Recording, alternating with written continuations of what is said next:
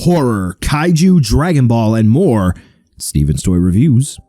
Hello collectors, Steven here, and welcome to another horror review of a figure I had a blast taking pictures of. This was quite frankly super amazing. What do we have? We have an SDCC exclusive from NECA. We have the Thing poster appearance, poster thing, the Thing poster. It's the thing on the poster with the rays coming out of the face. Yeah, that guy. Wow, pretty cool. A deep cut that most folks didn't know that they needed until it was made. And we got a little bit of turbulence with this one, but this is really cool because it's the Thing. We finally have a Thing action figure from NECA. Some reused parts from McCready, but nevertheless, as a limited edition release, some folks are really wondering if they need to shell out for a little extra in order to pick this up. Despite an order window from NECA, there were some folks who still missed it. And yeah, exclusives tend to go up in price. So let's take a look to see whether or not it's going to be worth adding into your collection. Generally, yes, but let's see.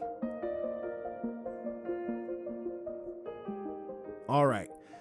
So this is rather simple. There's not a whole lot going on here.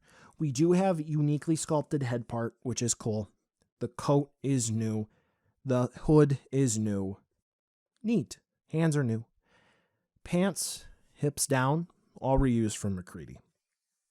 The paint is super simple. It's not very complicated. There really is not a whole lot to talk about.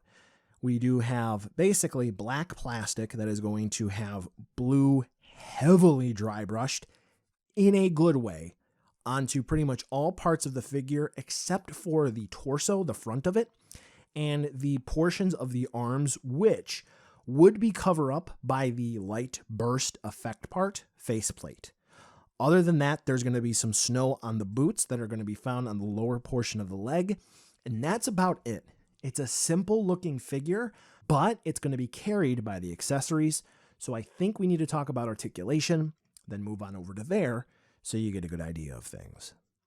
Most newer NECA Ultimate figures, for articulation, unfortunately they aren't, well, as great as they maybe could be. But what I will say is that by design, I don't think we're going to get something in a puffy jacket like this to move unless we send it over to Japan to get some better engineering. So what do we have? Well, first and foremost, let's take off the hood so we can see there is going to be not a lot of range of movement to begin with for the head. Okay, so we can see one issue that kind of comes up. So to begin with, I'm not going to show you the range with the big ray blast head or faceplate on, just because you pretty much can't move the head. The Thing has to look forward at all times.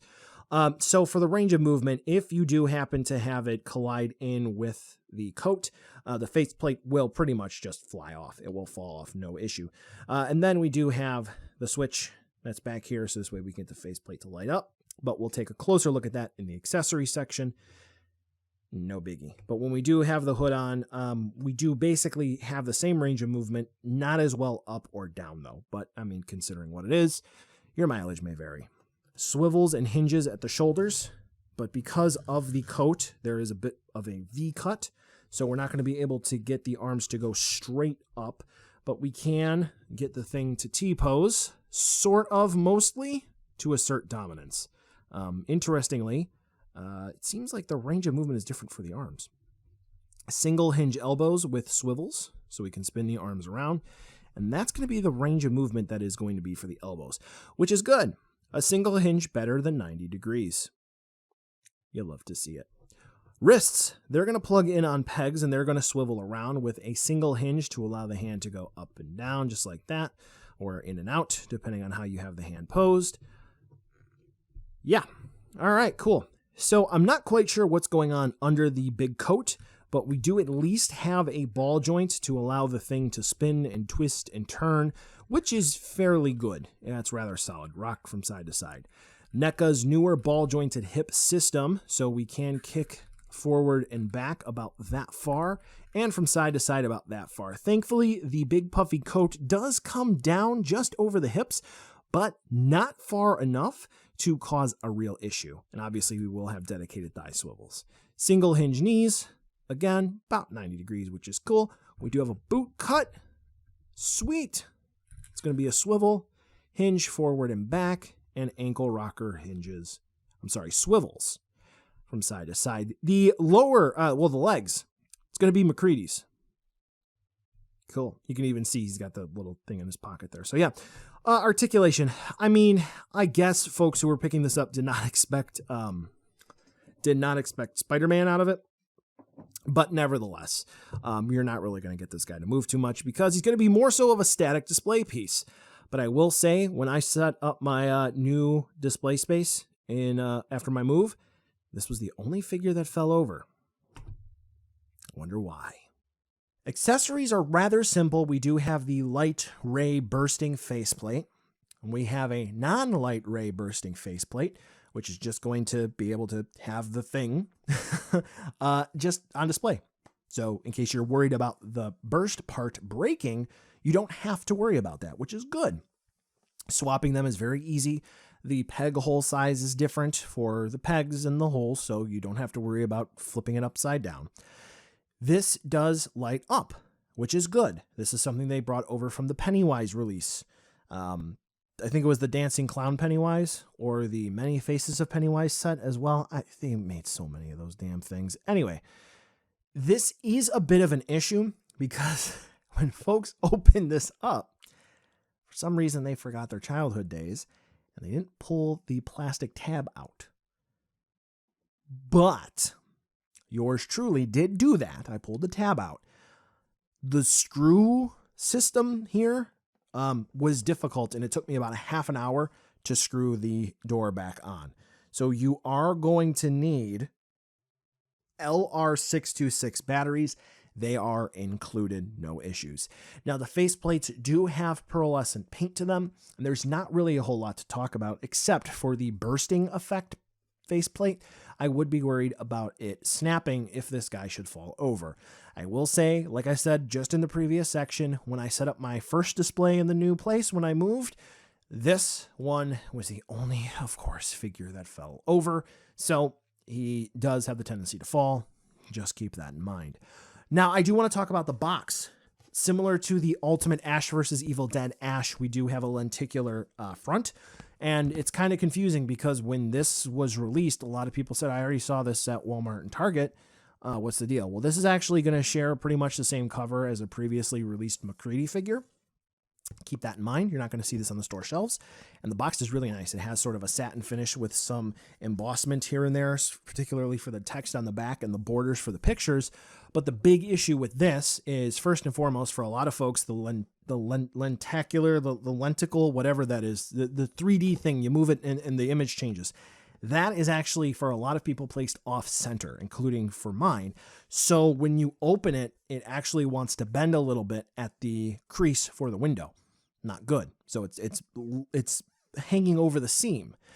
Second, NECA didn't do a good job for a lot of people with the packaging for the SDCC releases for this year, 2022, which goes back to the Pacific Rim blacked out set that they had. And a lot of these boxes got crushed. So great? Not really? I mean, it's a box.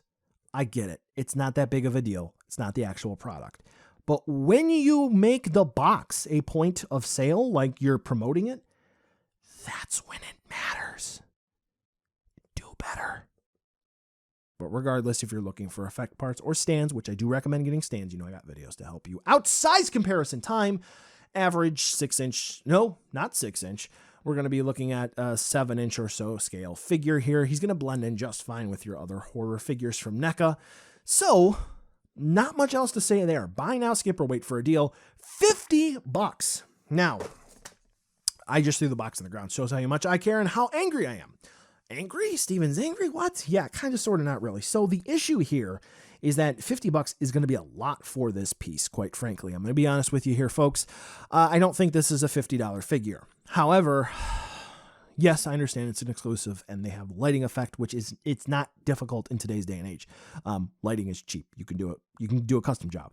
The reality, though, is this is going to be sort of, I don't know if litmus test is the best phrase, but this is going to be sort of the benchmark because with the ever rising prices of action figures, I'm staring directly at you, Hasbro, we may be paying $50 for Ultimate figures coming from NECA soon. Immediately? No. In the coming years? Yeah, I could definitely see it happening. So if you think it's worth it, enjoy the deal you'll be getting now, because in the future, this may be cheap. I like it for the price. Yeah. Well, collectors, that brings us to the end of the video today, and I just wanted to take a second to thank you so much for watching.